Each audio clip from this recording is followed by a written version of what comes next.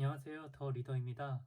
오늘은 박영웅님이 쓰시고 센시오에서 펴낸 주식 투자 절대 원칙을 소개합니다.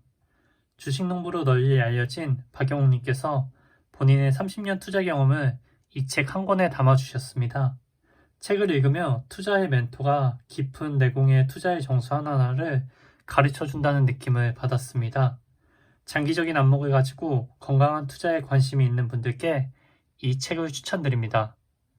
주식 투자 절대 원칙, 박영욱, 센시오. 최악이라고 생각한 순간 기적이 시작되었다. 증권업에서 경험을 쌓고 성과를 올리던 1997년 37세 나이에 교보증권 압구정 지점장을 맡아 승승장구했다. 맞벌이하면서 아내가 알뜰살뜰 살림을 해준 덕에 차곡차곡 자산을 불렸다. 어머니 명의로 집을 사들이고 그 집에서 온 가족이 행복하게 살고 있었다. 큰 부자는 아니어도 돈 걱정은 하지 않고 살 수 있으리라 기대했다. 그러다가 IMF가 터졌다. 증권시장은 직격탄을 맞았다. 주가가 폭락해 계좌가 깡통이 되는 일은 다반사고 증권사나 은행도 속절없이 무너졌다.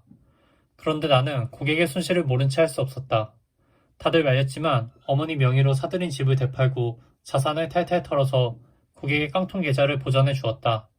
그러고 나니 수중에 겨우 변두리 사글세 얻을 돈만 남았다. 3개월 동안은 온 식구가 누나 집에 얹혀 살기도 했다. 10년 넘게 쌓은 공든탑이 무너지고 만 것이다. 교보증권 영업부장을 하면서 시장도 회복되고 생활도 다시 안정되어 갔지만 고액 돈을 계속 관리하다가는 시황에 따라서 집을 샀다 팔았다 할 것 같았다. 게다가 내 투자 철학을 실행에 옮기기도 쉽지 않을 것 같았다. 시황에 따라 빠르게 사고 팔아야 하는 환경에서 벗어나 비교적 장기적인 시각으로 투자할 수 있는 삼성증권 프리랜서로 일하기로 결정했다. 그런데 2001년 9.11 테러 사건이 벌어지자 이전의 악몽이 반복되었다. 잘 될 때에는 나를 믿는다고 하던 이들이 주가가 하락하자 나를 원망했다. 당신은 증권사에 있으니 이런 일을 예측할 수 있었던 것 아니냐고 따지기까지 했다. 회의감이 밀려왔다. 남의 돈을 운영한다는 것이 정말 쉬운 일이 아님을 절감했다. 증권회사 직원도 신이 아니다. 시황을 예측해서가 아니라 여러 변수를 고려하면서 최선을 다해 자산을 운용할 뿐이다. 결국 이 악순환에서 벗어나려면 전업 투자자가 되어야겠다고 결론 지었다.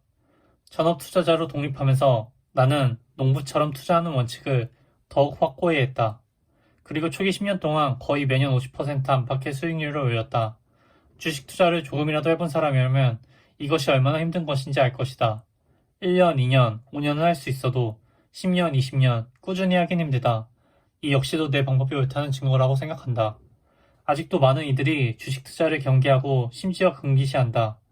그러면서도 주식 투자로 돈을 번 사람은 부러워한다.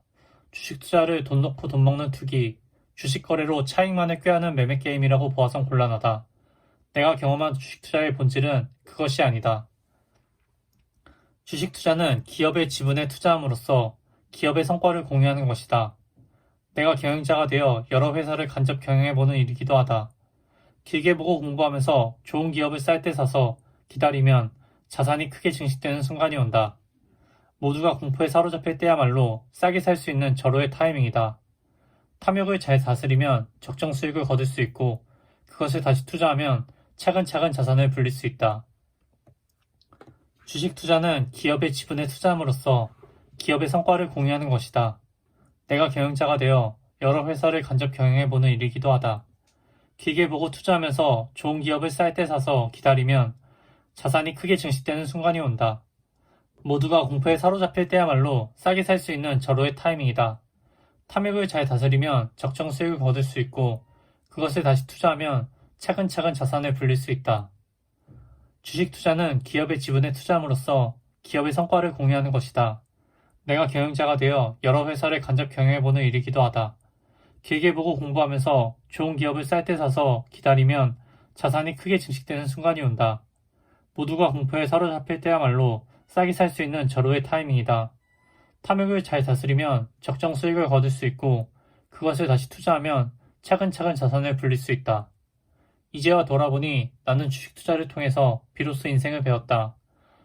가난 속에서 허우적대던 나를 많은 사람들이 부러워하는 자산가로 만들어 주었다. 투자에 골몰하다 보니 조금씩 현명해지고 초연해지고 깊이도 생기는 것 같아 고맙다. 주식 투자는 내게 있어 세상을 두루 조망케 해주는 창이자 섣부른 나를 채찍질하는 매서운 선생님이다.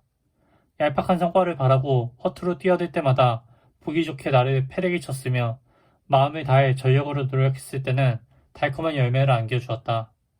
한 사람이라도 더 나와 같은 경험을 하길 바라는 마음이다. 단기간에 큰 돈을 벌 수 있는 비결 같은 것은 이 책에 없다. 주식시장을 예측하고 이겨내는 비법도 없다. 살떨리는 주식 투자의 세계에 나는 스스로를 주식 농부라 부르며 홀로 묵묵히 걸어왔다. 이런 나를 두고 고루하다 말하는 사람도 있다.